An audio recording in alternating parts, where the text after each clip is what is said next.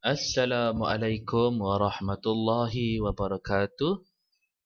Cikgu ucapkan selamat datang kepada adik-adik ke kelas kita yang seterusnya pada hari ini. Hari ini kita akan sambung pelajaran topik sains tahun 5 bagi tajuk manusia, sistem peredaran darah manusia. Sebelum kita pergi kepada penerangan sistem peredaran darah manusia, kita lihat situasi yang ditunjukkan pada buku teks. Okey. Kita lihat pada situasi ini. Ayah sakitkah? Oh tidak, ayah sedang menderma darah. Okey. Kemudian ayah dia bagi tahu lagi, menderma darah merupakan amalan mulia yang membantu mereka yang memerlukannya. Perhatikan beg darah ini. Jadi, ini situasi seorang lelaki menderma darah. Kenapa darah boleh didermakan? Apa kepentingan darah kepada manusia? Jadi, di sini kita pergi kepada maksud dia dan kepentingan dia. Jadi, sistem peredaran darah memainkan peranan yang penting di dalam tubuh kita. Sistem ini mengangkut oksigen, nutrien, air dan bahan kumuh seperti karbon dioksida.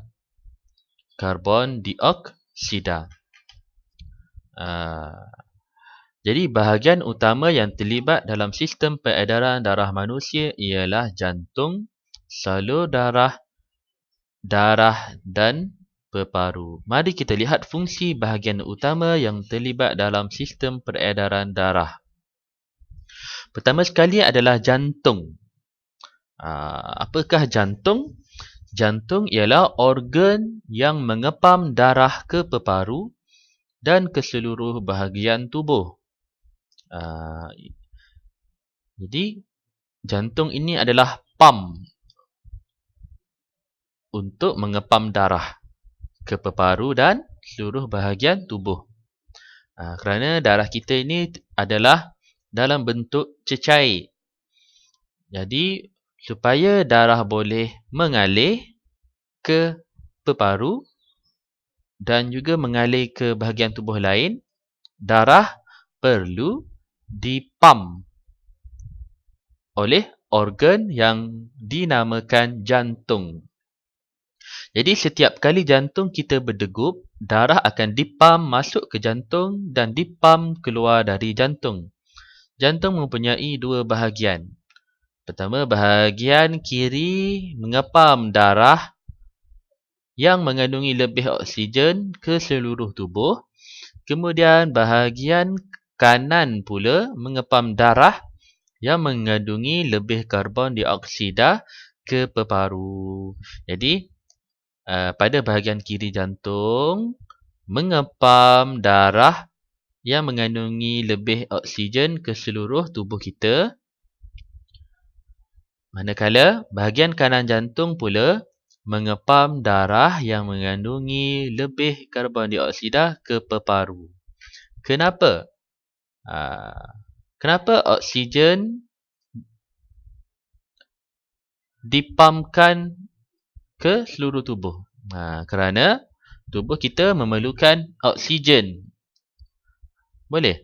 Jadi darah yang mengandungi lebih oksigen dipam ke seluruh tubuh. Manakala badan kita tidak memerlukan karbon dioksida. Jadi darah yang mengandungi lebih karbon dioksida akan dipam ke peparu. Kerana karbon dioksida akan dikeluarkan melalui perbuatan menghembus nafas. Okey. Jadi kita lihat dulu petunjuk yang ditunjukkan di sini. Kejap ya.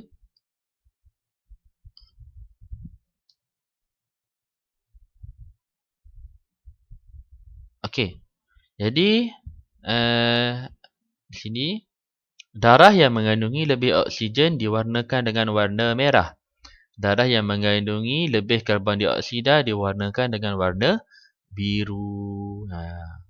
Kalau warna merah, darah yang mengandungi lebih oksigen. Kalau warna biru, darah yang mengandungi lebih karbon dioksida. Kita lihat muka surat yang seterusnya. Okey, peparu. Okey, di sini kita dapat lihat bahagian yang terlibat dalam sistem peredaran darah manusia. Pertama, kita ada peparu. Apa itu peparu? Peparu ialah organ yang menjadi tempat pertukaran antara gas oksigen dengan gas karbon dioksida. Yang ini kita dah belajar semasa sistem pernafasan manusia, kan? Kemudian salur darah pula. Okey, ini salur darah. Okey, tengok gambar salur darah. Okey, jadi salur darah ialah tiub laluan untuk darah mengalir. Salur darah mengangkut darah ke seluruh bahagian tubuh. Kemudian kita ada darah. Yang paling penting adalah mesti kena ada darah. Apa itu darah? Darah mengalir melalui rangkaian salur darah ke seluruh bahagian tubuh. Jadi darah mengangkut oksigen, nutrien, air dan bahan kumuh. Bahan kumuh seperti karbon dioksida disingkirkan di peparu. Jadi kita tahu darah ini adalah sebagai pengangkut. Darah mengangkut apa? Darah mengangkut oksigen. Darah mengangkut nutrien. Darah mengangkut air. Dan darah mengangkut bahan kumuh. Jadi bahan kumuh seperti karbon dioksida akan disingkirkan di peparu. Boleh? Manakala bahan seperti oksigen, nutrien dan air diangkut oleh darah ke seluruh tubuh. Okey, seterusnya kita tengok laluan peredaran darah manusia. Okey, cikgu nak zoom out sekejap. Okey, laluan peredaran darah manusia. Jadi ada salur darah yang mengangkut darah dari jantung ke seluruh bahagian tubuh. Dan ada salur darah yang mengangkut darah dari bahagian tubuh ke jantung. Bagaimanakah darah ini beredar di dalam tubuh kita? Kita lihat pada rajah yang ditunjukkan. Kita zoom balik.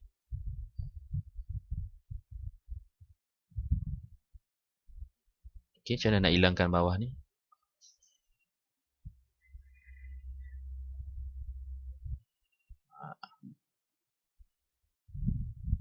Okey. Pertama kita tengok ada 3 bahagian. Ada 3 kawasan kan? Pertama adalah bahagian peparu. Kedua adalah bahagian jantung. Ketiga adalah bahagian tubuh manusia.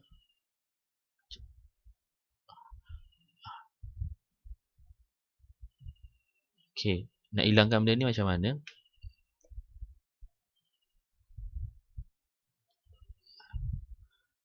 Okey, sekejap kita nak bagi nampak rajah ni. Okey. Okey, ada 3 bahagian, peparu, jantung dan tubuh manusia. Okey, kita mula dengan jantung. Seperti yang diterangkan tadi, ada darah yang mengalir dari jantung ke peparu dan ada darah yang mengalir dari jantung ke tubuh, ke seluruh tubuh. Kan? Dan ada juga darah yang mengalir dari tubuh ke jantung dan dari peparu ke jantung. Ya, kita lihat dulu satu-satu. Jadi apabila kita bernafas, pertama sekali kita menghirup udara. Menghirup udara yang mengandungi lebih oksigen. Bila kita hirup udara yang mengandungi lebih oksigen, darah akan mengambil oksigen dari peparu dan bergerak ke jantung. Jadi, salur yang warna merah ini menunjukkan darah yang mengandungi lebih oksigen. Jadi, darah mengandungi lebih oksigen dari peparu. Oksigen dari mana? Daripada proses pernafasan kita. Okey, jadi darah lebih oksigen dari peparu akan mengalir ke jantung, masuk ke jantung. Kemudian dari jantung, jantung akan mengepam darah lebih oksigen keluar dan bergerak ke seluruh tubuh. Jadi di tubuh, oksigen akan digunakan untuk proses tubuh manusia lah. Okey, jadi apabila oksigen telah digunakan, tubuh akan menghasilkan bahan kumuh yang dipanggil karbon dioksida. Jadi karbon dioksida dari tubuh menyebabkan darah akan mengangkut darah lebih karbon dioksida. Boleh? Sebab oksigen telah digunakan oleh tubuh dan bahan kumuh yang terhasil adalah karbon dioksida. Jadi karbon dioksida yang dihasilkan ini diangkut oleh darah kembali ke jantung. Boleh? Daripada jantung, ini adalah yang biru ini adalah darah lebih karbon dioksida. Jadi daripada jantung, darah lebih karbon dioksida ini akan dipam semula ke peparu.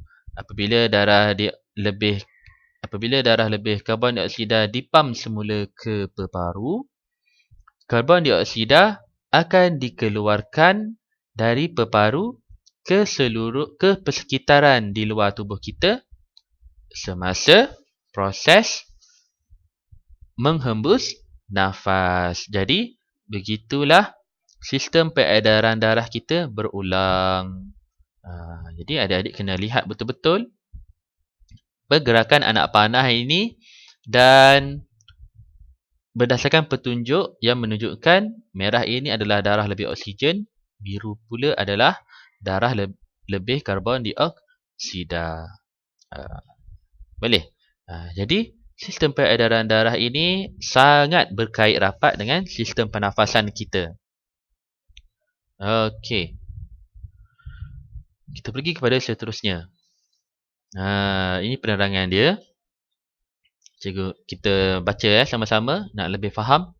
Jadi, sistem peredaran darah manusia bermula apabila kita menarik nafas, udara yang mengandungi lebih oksigen memasuki peparu dan diserap ke dalam salur darah. Jadi, udara masuk melalui trakea ke peparu. Okey. Dan oksigen dari peparu diserap masuk ke dalam salur darah menyebabkan darah mengandungi lebih oksigen. Okey. Jadi darah ini dikenali sebagai darah lebih oksigen. Diwakili dengan warna merah. Jadi darah lebih oksigen masuk ke jantung, kan? Kemudian dipam oleh jantung ke seluruh bahagian tubuh. Okey. Setelah tubuh manusia menggunakan oksigen, karbon dioksida terhasil dan diserap ke dalam darah. Jadi, apabila tubuh kita menggunakan oksigen, okey, karbon dioksida pula akan dihasilkan sebagai bahan kumuh. Jadi, karbon dioksida ini akan diserap masuk ke dalam salur darah dan dibawa semula ke jantung. Boleh? Jadi daripada jantung, darah lebih karbon dioksida ini akan dipam semula ke peparu. Boleh? Jadi dari jantung, darah lebih karbon dioksida ini akan dipam ke peparu Dan peparu akan menyingkirkan karbon dioksida ketika kita menghembus nafas. Sama seperti yang cikgu terangkan pada muka surat sebelum tadi kan. Jadi proses ini berulang setiap kali kita bernafas. Okey, aktiviti RIA. Melakar laluan peredaran darah. Nak melakar ni senang sahaja. Kita lihat dulu bahan yang diperlukan.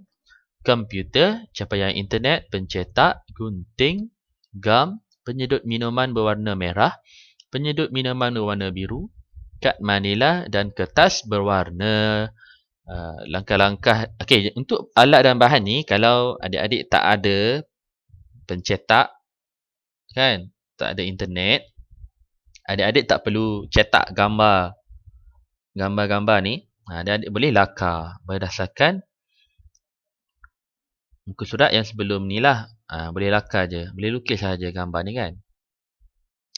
Okey, jadi kita lihat dulu langkah pertama. Cari gambar peparu, jantung dan tubuh manusia melalui internet. Cetak dan guntingkan gambar-gambar tersebut.